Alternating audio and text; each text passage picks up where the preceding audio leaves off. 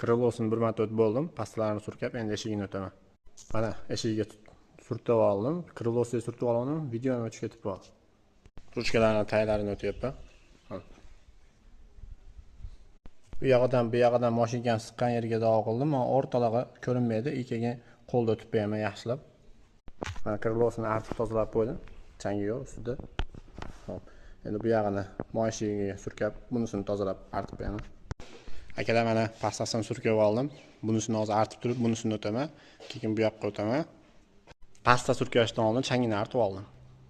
Xo'p, mana orqa eshigi ham bo'ldi. Endi bitta o'sha artib turib videoda o'chiraman. Vaqti bo'lib qoldi. Orqa keldi kelgan.